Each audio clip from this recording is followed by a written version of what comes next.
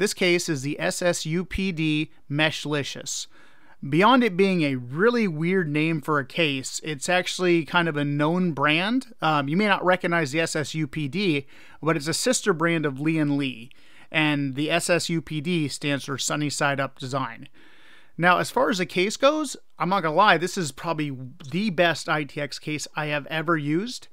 If you saw a few months back, I did a review on the InWin 301, which actually wasn't even a ITX case, but it worked very well for it. After using this, I take my opinion back on that case. It was absolutely horrible compared to this one, and this is literally half the size. So I'm going to go through a few things that will help you build in it. I had to rebuild this thing twice, and it is not fun, especially if you have a full-size ATX power supply, opposed to an SFX power supply. All right, well, let's talk about the case itself, and I'm going to tell you a few things you need to know before building. So first thing is you're going to want to install your, if you have a 2.5 drive, install that first. Because otherwise, you can see how little space there is if you use a radiator. Like, there's no room. You can't put that in there, especially if you're using a full-size ATX power supply. So, put in your hard drive first. Second thing, there are brackets that hold the video card in place if you're using a video card in, you can see the position I have it in. I'll pull the side panel off and let you see that. So there are two bars here, I guess you want to call them. Right here, there's a bar here, and then a bar over here. Now, you want to decide how you want to practice fit your video card first. So you know if you want to raise it up or lower it down. Because you need to do this before you put the power supply, or not power supply, but the video card in, because the screw holes are on the other side of the motherboard tray. So make sure you adjust that also. Next thing is not absolutely necessary, but it'll make your life easier. Put your radiator in next, and then put in your power supply. Now, you're not going to be able to put in your power supply with the video cables, or not video, but the power cables plugged in, if you have a full-size ATX power supply. So you're going to want to put in your radiator, put in your power supply, and then you're going to have to squeeze your fingers in here to get this thing in. Now, there is not a lot of room here. I would highly recommend an SFX power supply if you can. If you can't, though, I mean, you can see how close these cables are to the fans. I mean, this cable right there, right here, I'm shocked this is not hitting the fan. It is so close, it's ridiculous. So yeah, if you use an SFX also, you can also adjust how far this is out. Because right now, this is, if I put the glass panel on, this is almost touching it. There's very little airflow. Luckily, this power supply does not get hot, and it has a smart fan, so I can see when it gets hot. And it rarely ever turns on. So it does a really good job, and I'm safe. But let's say you don't have as good of a quality power supply. You're probably going to want to opt out of the, the glass side panel, and use the mesh like I had on the other side. They do sell those separately. The case by itself comes with a mesh and with glass. So you use one or the other. I use the mesh on the other side because of the GPU, and glass on this side. Now, speaking of GPU, if you flip it back around, you can see this is a 3-slot. If you have a shorter video card, you can go 3 slots and go that way. But of course, I don't think I've ever seen a video card so short and using 3 slots. So I don't know, but whatever. If people use it, they use it. Now, apparently, from some of the other reviews I've seen, I think Bitwit did one. You can actually move the tray over and give yourself a 4th video card slot here. And actually, it is true. I definitely can see that you can move the tray over. See how there's this, right here you got the screw hole and this breakaway right here. This is used to move over your motherboard tray. I did not bother to do it because I didn't need to. But it is possible if you'd like to do it that way. If you do that, though, you got to take into account this will give you less room from the panel and your air cooler or water block. Right now, I am using a Corsair H115, Capellix, Elite Capellix. by the way, it's an amazing cooler. I'll talk about temperatures a little bit later. If you're going to use a 280 millimeter radiator, you do have to put your tubes at the bottom, which is the correct way to do it anyway. There's a couple of videos on this from Gamers Nexus and Jay's 2 Cents that talk about it. Now, if you do use a 280 instead of a 240, like I was saying, the reason you got to put the tubes at the bottom is because the way the screw holes line up.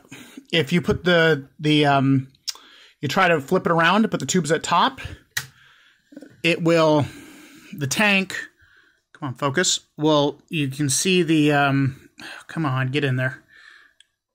You can see where basically the power button is up here, right up there, that power button. It hits the top of the radiator, and it doesn't allow you to push this radiator up high enough. So these screws here, they won't match up and won't fit. There'll be more down here, the screw holes. So the only way you'd be able to get it in is if you had just 2 screws. I mean, I guess you could do it that way, but I prefer it to be more secure. So I went with the other way. Tubes at the bottom works well. This case does come with a riser. The cheaper version, that's $109 that I bought, has a PCI Express 3.0 riser. You can see right here, down there. And it just wraps underneath the motherboard to the other side. And then you can see it's right here. And like I was saying earlier, this can be adjusted also. So if you change the height of the GPU with the bars right here, make sure you change the height of your riser also to go up, you know, a ½ inch or whatever it is. Otherwise, it's not going to line up properly. Cabling in this was kind of hard. But at the end, it was actually a lot better in a lot of cases I've used, just because it has the little hooks on the tray of the motherboard where you can actually hook the zip tie to your cables and zip tie them up. I'm horrible at this, though. I would zip tie some cables, and then I realized there's more cables, and I'd zip tie it to that group of cables, and yeah, it came out pretty messy, but still it gave me good enough airflow, and it doesn't look too horrible for the backside of a small case like this. So I was pretty happy with it. The side panels on this case, actually all the panels in this case, front, side, top, they all just pop on and off. They're very nice. They have just like little nubs. I'll show you in a second. But yeah, you just pops right on. And yeah, as long as you don't pull on them, they stay pretty well. Now, let me pull it off. Let you see the little nubs there. See that? Now there's the little nubs. Now these are fully metal. I was really impressed with the quality of this. I've had these before, and they're usually cheap, you know, magnetic and, you know, mesh. This is full-on tough metal. Like, you can beat the heck out of this thing, and it's going to be fine, which I was really impressed with. All right, now let's get to the one thing that bothers me. So here's the, you know, your video outputs on your video card. So you got for me, I have a 2080 Ti. I have 4 ports, 3 display port, 1 HDMI. Now, they give you a 90-degree cable that plugs into the HDMI. You can see where it says HDMI for that port. But, well, not 90-degree, but an angled cable. I'm not sure if it's 90 or 180, or not 180, 270, whatever it is. But it turns same direction. So if you have an angled cable cutting over like that, it blocks these 2 ports. And you can't use it. So if you're like me and you have 3 monitors, well, you're SOL. You can only use this one and then whatever you have, you know, for that one. Now, if you decide you want to use regular cables like I do, you have to think of something different. You can see I jerry-rigged 4 soda bottle tops on the bottom. You can't tell when it's just sitting there on the side. I know it's there and it kind of annoys me, but hey, it worked. I can fit regular cables in there now, and it's not as big of an issue. But that's my biggest annoyance about this. I wish maybe they had given you cables that go maybe angled down, because then that way you have lots of room, you know, between here and all the way up here to angle a cable down and then go over. I tried some other cables facing up, but, you know, there's no room going up at all. Now, as far as temperatures go, this case is absolutely amazing. You wouldn't think it was such a small case at only 14.6 liters, but in combination with this cooler, I was playing games, running Prime 95. My games, I mostly do Elder Scrolls Online, but which is more CPU intensive. It was hitting the low 50s, high 40s the whole time I played, which was about an hour. I ran Prime 95 for a while, and it was I want to say in the low 60s. Like, it does an incredible job just because of the mesh on it to keep air flowing and to keep the temperatures cool.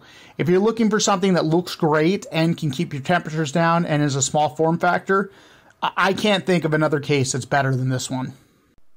So my final thoughts on this case is it's absolutely amazing. I've never had an ITX case that ticked all the boxes like this one. Coming in at only 14.6 liters, it's pretty small. It does an amazing job on airflow and keeping your temps down. It still looks good so you can see your, everything in your components inside your case. It's almost perfect.